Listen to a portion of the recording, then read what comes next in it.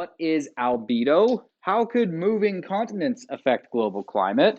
What is the global ocean conveyor belt and how does it affect climate? What is the greenhouse effect and how does it affect climate? Okay, and how can volcanic eruptions or asteroid impacts affect global climate? Okay, so now that we've seen that there was widespread glaciation in our past, right? Does the Earth look like that today? Right now, are we underneath kilometers of ice? No, right? So what do we kind of have to conclude? Well, it seems like the climate is kind of changing on Earth, right? Especially when we see that this has been a cycle over many years, okay? This has kind of come back and gone away and come back and gone away. So the next question you kind of are led to is, well, why? Why is this happening? What could cause these things? Okay. So let's take a look. What are some of the natural causes that can lead to these widespread glaciations? Well, the first one we're going to look at are just changes in the amount of the energy given off by the sun. So believe it or not, the sun actually kind of puts out more energy and less energy. It's actually on a cycle. Okay. So the sun's intensity is on an 11-year cycle. It happens to coincide with the number of sunspots visible on the surface. Okay. Okay, I'll show you what the sunspots are. You can kind of see here, you'll see in this little video here, okay, as the sun gets more active, notice how it's starting to kind of, it looks like it's spazzing a little bit more, right? It's kind of acting out. Those are the sunspots, little black spots there, okay, that are kind of showing up. So I wish this video went on a little bit longer. It stops right about at 6 years. So it hits what we call a solar maximum. So it starts at a solar minimum. So right now it's close to the minimum. There's not much, okay, but it's getting more and more. It's getting to what we call solar maximum, where the sun gets hotter, it puts out more energy, right? You can kind of tell by looking at it, right, that it's getting more and more energetic. It's putting out more energy. So what would happen if this video went on a little bit longer? Well, it would just go back to a minimum. It's a cycle. So it would, if it kept going, it would calm down a bit. It would get less excited. It would end up looking back like this at the beginning again, back at a solar minimum. So again, just every 11 years, okay, the sun gets hotter and then colder. So it's on an 11-year cycle. So when there are more sunspots, there's more energy coming from the sun, right? If there's more energy coming from the sun, what do you think happens to Earth? Does it get hotter or colder? You bet, right? Hotter. That's what warms us up, is energy from the sun. So more energy from the sun equals warmer Earth. And you can probably guess what is less energy. So when it's at a solar minimum, when it's giving off less energy, what do you think that means for Earth? You bet, Earth gets colder. The next thing we're going to look at is how Earth's orbit around the sun kind of changes. Okay, so not only its orbit, but how the Earth is actually rotating on its own. Okay? So there's kind of three factors. Together they make up what are called the Milankovitch cycle. But essentially, the Earth's tilt, its orbit, and the direction it faces change slightly over the course of many years. Now, do you really need to know in depth these three different cycles? No, but it can help kind of visualize why this would make a difference. Okay, so the first one is called eccentricity, which basically just means how circular the Earth's orbit is. So when the Earth is less of a circle, right, when it's more of an oval shape, you can imagine it gets a little bit closer to the sun. Not dramatically, this picture is super exaggerated, okay, but still, if it gets a little bit closer to the sun at some parts of its orbit, well, it's going to get a little bit warmer at those times, right? But it's also going to get much cooler at the far parts. There's kind of a give and take there, okay? There's also the obliquity, which basically just means how much the Earth tilts towards the sun or away from the sun. Okay, again, you can kind of imagine when it tilts towards the sun, Earth's a little warmer. When it tilts away from the sun, Earth's a little cooler. Okay. Also something called the longitude of perihelion, which essentially just means the Earth is kind of wobbling. When it wobbles to a point where it can kind of face in such a way that makes the seasons more extreme or less extreme. So it makes the summers even hotter and the winters even colder, or it kind of makes them meet in the middle. And again, that's on a cycle as well. Okay. Looking at these three numbers here, you can kind of see that it's a very long cycle, all three of them, right? 100,000-year cycle, a 41,000-year cycle, a 22,000-year cycle. But generally what you need to know is just that changes in the Earth's orbit, tilt, direction it faces, okay, can cause it to slightly warm up or slightly cool down. Collectively, those three cycles are known as the Milankovitch cycles. Okay, this next one, you might think, well, we're getting energy from the sun no matter what. It doesn't really matter what the Earth looks like. It's still going to get the same amount of energy from the sun. And you're kind of right. It's going to receive the same amount of energy from the sun. However, Based on where the continents are can change how much of that sun we're going to keep and how much we're going to send back right away. Okay, so what I mean by that, so changes in the position of the continents. Well, think about this. Right now, right, in say Mexico, could there ever be a glacier? No, right? A glacier is not going to form in Mexico. What if Mexico got pushed to the North Pole by tectonic plates? Well, then it would be cold enough for glaciers to form there. Okay, why is that important? Well, you might recall from grade 10 a little something called albedo, okay? Or from even science 8 optics, that white things reflect light, dark things absorb light, okay? So just give me a sec to highlight here, okay? There must be land at the poles for continental ice sheets to form, but once they form, they reflect light back to space, right? They're white, they reflect off all light. If you're reflecting that heat from the sun away right away before it even really has a chance to warm the earth up, you bounce it right back to space, that's going to make Earth be a little bit cooler. We're not hanging on to that heat very well. In fact, the last ice age we think began because Antarctica kind of broke off from Australia and moved to the south. Remember how before we were saying we found tropical fossils in Antarctica? Yeah, because Antarctica used to be by Australia, but it drifted south. Ice sheets formed, right? And that reflected a whole bunch of sunlight away. That cooled the earth enough to allow the Pleistocene ice age to begin. So we could have new glaciers, reflect light, dropping temps. Okay, just going to talk quickly about this idea of albedo. Okay, albedo, albedo just basically means how reflective something is. So if it has a high albedo, it's very reflective. So high albedo equals very reflective, like white stuff. A low albedo is not very reflective, it's very absorbent. Okay, it absorbs light.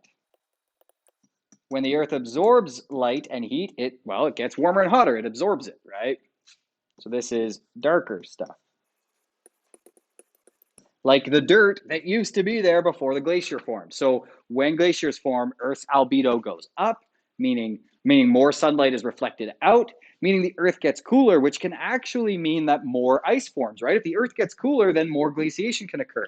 This is what's called a positive feedback loop, where something happens and then it kind of makes itself happen more, right? So new glaciers lower the temperature by reflecting more light, which leads to more glaciers forming, which leads to lowering the temperature because reflecting more light, which leads to more glaciers forming, right? You can kind of see where I'm going with that. Next one is ocean currents. So one of the things that kind of keeps Earth pretty uniform in temperature, uniform meaning kind of the same-ish, obviously it's not the same everywhere, but keeps the extremes from being too extreme, the colds from being so cold and the warms from being so warm, is the movement of water throughout our oceans, okay? So the North Atlantic Ocean current is sometimes called the global ocean conveyor belt. It transports water all over the globe, just like a conveyor belt in a factory, okay? What does this do? Well, it kind of evens out global temperatures, okay?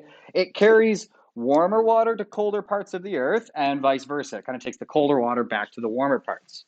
So take a look at this picture here, right? You can imagine in these warm parts of the world, right? We got Australia there, okay, uh, South America, all pretty warm places in the world because they're near the equator, okay? They're getting warmed up. That water is getting quite warm, and then it's going to get and then because of a process that has to do actually a lot with kind of like osmosis from what you learned in Science 10, okay, because of different salt concentrations in different parts of the ocean in the world. But that warm water gets carried up here. Now, look, if you're up here in, say, you're up here in Spain or Portugal, right? Those are actually very warm, very lovely places, okay? Look what's just as north.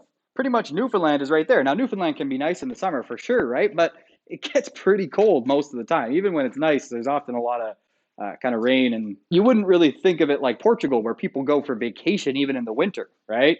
So why is that? Well, it has to do with the way the global ocean conveyor belt flows, right? Notice the warm water kind of gets brought up here to the west coast of Europe, and that actually warms up a lot of Europe. In fact, scientists think if it weren't for this, probably most of Europe would be covered in ice, right? Which, as we saw in the last one, would cool down the earth even more because more ice equals higher albedo, right? Equals more light reflected back to space equals colder Earth.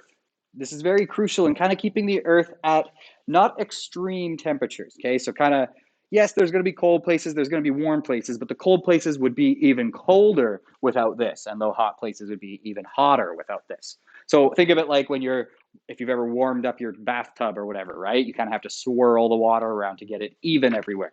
Okay, this next one, particulate matter from volcanoes, asteroid impacts, or some kind of cataclysmic event, right? And your first instinct might be, well, volcanoes are hot, so I bet that would heat the world up, right? And maybe very briefly it would heat the world up for that few moments where it's going, but long term, this is actually going to very much cool the earth down. Why? It blocks sunlight. Okay, so this would very much so cool the earth down. It would decrease temperatures. So you probably have heard that what killed the dinosaurs, right? Well, an asteroid killed the dinosaurs, but it's not like the asteroid hit the earth and killed every dinosaur, right? Just wiped them all out. No, dinosaurs actually lived for many, many, many, many years after the asteroid hit. Why they died out is because the asteroid sent huge, huge, huge clouds of dust and smoke and debris up into the atmosphere. And that dust and smoke and particulate matter kind of spread out all over the atmosphere. And it actually blocked out the sun for many years. So much that all kind of plants, all vegetation started to die out. And there was nothing to eat for the dinosaurs. Okay, so they slowly died out. So smaller organisms that had very low nutrition needs, that's where mammals were lucky that we were still kind of small and we didn't have a lot of nutritional needs. They were able to survive and kind of forage in this world until things calmed down, the dust kind of settled literally, and the earth was able to warm up a bit. So it wasn't the asteroid itself that wiped out the dinosaurs, it was the fact that the asteroid cooled down the earth so much. Now, the last one we're going to look at here, and this ties nicely into our topic for tomorrow, is the idea of greenhouse gases. So you've probably heard that word greenhouse gases before, okay? Now, you usually hear it in the context of humans, but greenhouse gases exist with or without humans, okay? It's just that humans have very much increased the amount of greenhouse gases, okay? But they were there before us. So within the ice cores, we can kind of find fluctuations in the amount. That's what we were talking about yesterday a bit, how we can find the amount of carbon dioxide in the atmosphere by looking at the air bubbles trapped in the ice. Okay. Now, greenhouse gases work, well, like a greenhouse. If you've ever been in a greenhouse, they're very warm. Even in the winter, they can be really warm. How do they work? Well, they absorb sunlight that would normally be radiated back to space. Okay. That's how a greenhouse gas works. So we're going to draw it really quick. Okay. So draw it with me. We have our sun. Okay. And we have our earth. We also have around the Earth's atmosphere, right? That's our atmosphere. Okay, so there's the Earth's atmosphere, there's the sun. So how does the Earth get warm? Well, radiation comes from the sun. Okay, this is heat radiation. Okay, that's incoming radiation. Now, the Earth is going to absorb some of that. It's going to warm it up a bit, but when it's done, it's going to emit it back into space. Now, if it was just allowed to do this as much as it wanted, the Earth would actually be colder than we'd like. Okay, the Earth would be about 0 degrees. But something called greenhouse gases, okay, this is how a greenhouse gas works. So some of that, if this is a greenhouse gas, some of what would have left is going to go and it actually gets absorbed by a greenhouse gas. It kind of gets trapped by a greenhouse gas. So notice how this stuff was ready to get emitted back into space, and then the greenhouse gases kind of trapped it. So this radiation is trapped. So it's going to warm up the Earth a little bit more than it would have if it just had been emitted, okay? So a little bit of greenhouse gases are actually good. The Earth would actually be really cold without any greenhouse gases at all. But we're going to start to see tomorrow how we've gone kind of way past the natural level for greenhouse gases, and this effect has started to go beyond what we've seen it do in the past. So again, the incoming radiation just comes in, it warms Earth up a bit, and then it's ready to be re-emitted.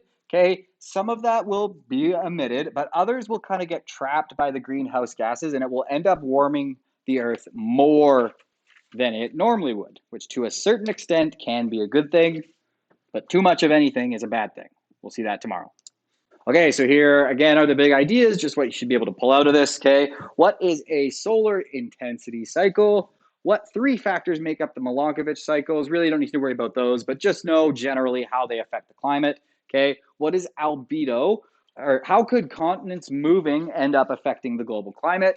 What is the global ocean conveyor belt and how does it affect climate? What is the greenhouse effect and how does it affect climate? And how can volcanic eruptions or asteroid impacts affect global climate?